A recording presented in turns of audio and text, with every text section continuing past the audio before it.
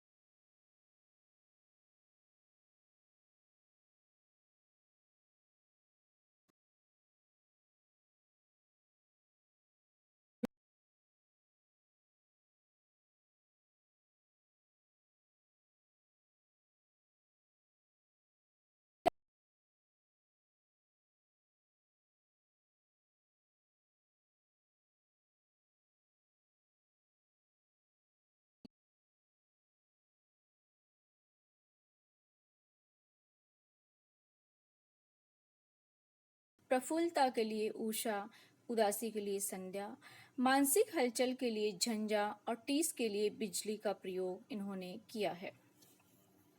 छायावादी काव्य पर पलायनवादिता का भी आरोप लगता है। छायावादी कवि पर आरोप लगता है कि वो वायवी दशा में अर्थात कल्पना जीवी है और उसे जीवन की या संसार की यथार्थता का भान नहीं है। वो एक अपनी बनाई हुई दुनिया में ही प्रेम, सौंदर्य और प्रकृति में ही विचरण करता रहता है। छायावादी कवि पर इस एकाकीपन का आरोप लगता है, लेकिन इस ध्यान से देखा जाए तो ऐसा नहीं है।